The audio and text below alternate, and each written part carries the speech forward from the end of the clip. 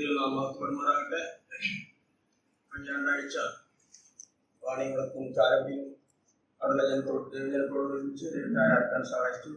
ദൈവകൃപയായിരുന്നു എൻ്റെ സഭയിൽ കടന്നു വരുവാനും ഒരുമിച്ച് ദൈവത്താരാക്കാനും സന്തോഷമുള്ള വിധം സഭയെ അറിയിച്ചു.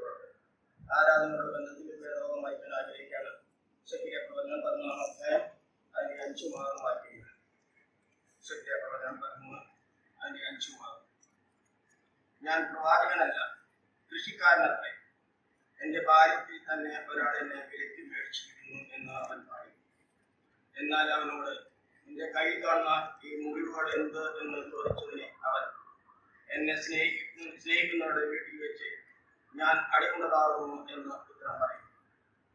വീട്ടിൽ മൊത്തമുണ്ടാകട്ടെ. നമ്മുടെ കർത്താവ് യേശുക്രിസ്തുവിന്റെ കഷ്ടാനുകളെ പ്രവാചകൻ ദർശിക്കുകയാണ് ഇവിടെ നാം കാണുന്നത്. നമുക്കറിയാൻ സാധിക്കും, കാലാകാലങ്ങളായി വലിയനായ ദൈവം ഇസ്രായേൽ ജനത്തിന്റെ തിരിച്ചുവരവിന് വേണ്ടി ഓരോ പ്രവാചകന്മാരെ അയക്കാറുണ്ട്. എന്നാൽ ജനം കൂടുതൽ അധാർമികത്തിലേക്ക് വഴുതി വീഴുകയാണ് ഉണ്ടായത്. നമുക്കറിയാം, യെശയ്യാ പ്രവചനം 1-ാം അധ്യായത്തിലേക്ക് വരുമ്പോൾ തല മുഴുവൻ ദീനവും ഹൃദയം മുഴുവൻ രോഗം പിടിച്ച ജനത്തെ കൂടുതൽ ഭക്ഷണത്തിലേക്ക് നീങ്ങുന്നതായി നമുക്ക് കാണാൻ സാധിക്കും. ആമോസ് പ്രവാചകനിൽ കൂടി ദൈവം ലോകത്തോട് വിളിച്ചു പറയുന്നത്, ഇസ്രായേലിനോട് വിളിച്ചു പറയുന്നത് നമുക്കറിയാൻ സാധിക്കും. 7 മുന്നറിയിപ്പുകൾ ആമോസ് പ്രവാചകനിലൂടെ ദൈവം അരുളി ചെയ്തു പറഞ്ഞു. എന്നാൽ 5 ന്യായവിധികൾ, കഠിനമായ ന്യായവിധികൾ ആ ജനത്തിനെ കൊടുത്തു. ഓരോ ന്യായവിധി കഴിയുമ്പോഴും ദൈവം പറയുന്നത്, എങ്കിലും നിങ്ങളെങ്കിലേക്ക് തിരിഞ്ഞില്ല എന്ന്. മനസ്സുപെടുത്ത ദൈവം പിന്നീട് നാം കാണാൻ സാധിക്കും, മലാക്കി പ്രവചനത്തിന് ശേഷം 400 വർഷങ്ങൾക്ക് ശേഷം കർത്താവ് തന്നെ മനുഷ്യവർഗത്തിന്റെ പാപത്തിന് വേണ്ടി പരിഹാരം ചെയ്യുവാൻ വേണ്ടി താൻ തന്നെ മനുഷ്യനായി ഈ ലോകത്തിലേക്ക് വന്നതായി നമുക്ക് കാണാൻ സാധിക്കും. ഇവിടെ ആ ചിത്രമാണ് പ്രവാചകനിൽ കൂടി ഇവിടെ കാണിക്കുന്നത്. ഞാനൊരു പ്രവാചകനല്ല, കൃഷിക്കാരനത്രേ എന്നാണ് അവിടെ പറയുന്നത്. ആരാണ് ഈ കൃഷിക്കാരൻ എന്ന് നമുക്ക് പറയാൻ സാധിക്കും. 1 കൊരിന്ത്യർ 3-ാം അധ്യായത്തിന്റെ 9-ാം വാക്യത്തിൽ അവിടെ അപ്പോസ്തലനായ പൗലോസ് പറയുന്നുണ്ട്, നിങ്ങൾ ദൈവത്തിന്റെ കൃഷി എന്നാണ് പറയുന്നത്. എന്ന് പറഞ്ഞാൽ ദൈവത്തിന്റെ കൃഷി കൊരിന്ത്യ സഭയോടാണ് പറയുന്നത്, എങ്കിലും നമ്മളോട് കൂടിയാണ് പറയുന്നത്. സഭയാണ് ദൈവത്തിന്റെ കൃഷി. അപ്പൊ ദൈവമാണ് കൃഷിക്കാരൻ എന്ന് അവിടെ കാണാൻ സാധിക്കും. യോഹന്നാന്റെ സുവിശേഷം 15-1 കാണുന്നു, കർത്താവ് അവിടെ പറയുന്നുണ്ട്, ഞാൻ സാക്ഷാൽ മുന്തിരിവള്ളിയിൽ എന്റെ പിതാവ് തോട്ടക്കാരനുമാകുന്നു. അപ്പൊ നമുക്കിവിടെ കാണാൻ സാധിക്കും ഈ കൃഷിക്കാരൻ ആരാണെന്നും ദൈവമാണ് നമുക്കിവിടുത്തെ കൃഷിക്കാരൻ എന്ന് കാണാൻ സാധിക്കും.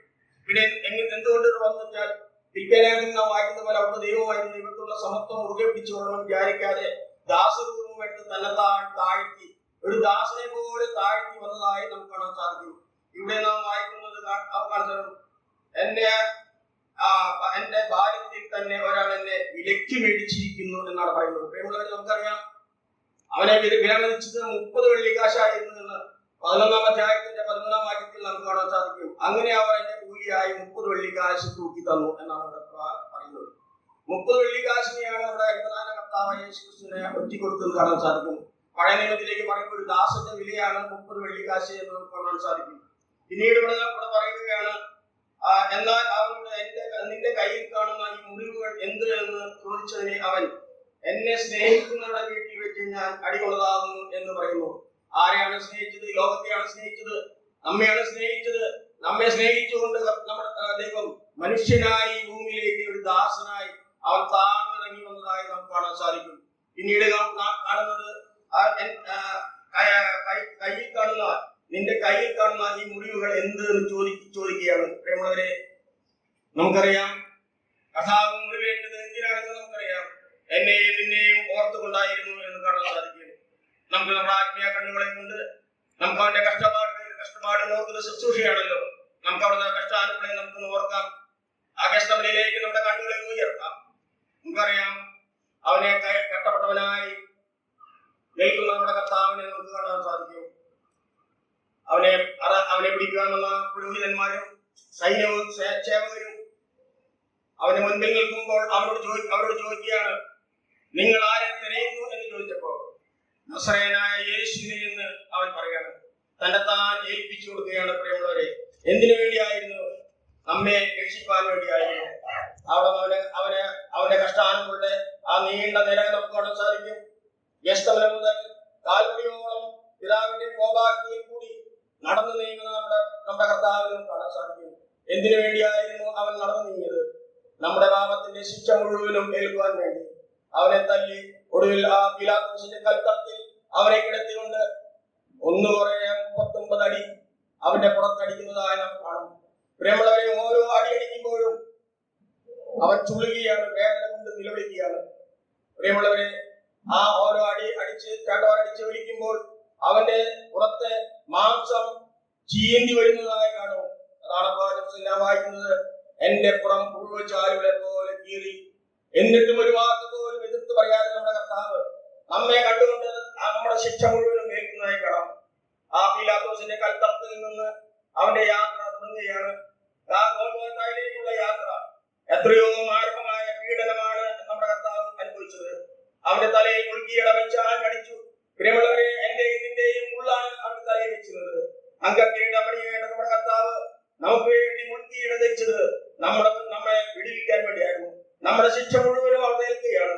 ഒടുവിലായ ഇരുകടന്മാരുടെ മധ്യേ, ആകാശത്തിന് ഭൂമിക്ക് മധ്യേ 3 അടികളാൽ തൂങ്ങപ്പെട്ട് കിടക്കുന്ന നമ്മുടെ കർത്താവിനെ കാണാൻ സാധിക്കും.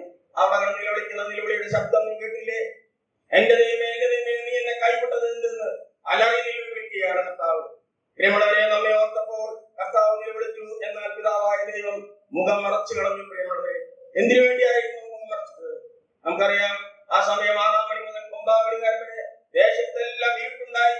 പ്രകൃതിക്ക് പോലും അത് കാണുവാനുള്ള ശക്തി ഉണ്ടായിരുന്നില്ല. നമ്മെ ഓർത്ത്, നമ്മുടെ കഠിനമായ പാപത്തെ ഓർത്ത് ദൈവപുത്രൻ നമ്മുടെ ശിക്ഷ മുഴുവനും ഏറ്റു. അവിടെ അവസാനം പറയുകയാണ്, സകലവും നിവൃത്തിയായെന്ന് പറഞ്ഞിട്ട് ഇനി ഒന്നും അവശേഷിക്കുന്നില്ല. പ്രിയമുള്ളവരെ, നമ്മുടെ സകല പാപങ്ങളും കടലിന്റെ ആഴത്തിലേക്ക് അവൻ എറിഞ്ഞു തന്നിരിക്കുകയാണ്. അത്ര സ്നേഹമാണ് നമ്മൾ കാണിച്ചത്. ആ സ്നേഹത്തോട് നമ്മോട് നമുക്ക് ദൈവത്തെ സ്തുതിക്കുകയും മഹത്വപ്പെടുത്തുകയും ചെയ്യാം. മാത്രമല്ല, അവരുടെ പ്രത്യാശയുടെ വാക്ക് നമുക്ക് നൽകിയിട്ടുണ്ട്. ഒരു ദിവസം ഈ മേശ ഒഴിഞ്ഞു പോകും, നാം അവരെ മുഖാമുഖമായി കാണും. നല്ല പ്രത്യാശയോടുകൂടി നമുക്ക് ദൈവത്തെ ആരാധിക്കാം.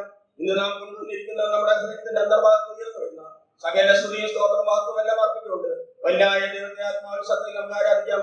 ദൈവനാമം ഇന്ന്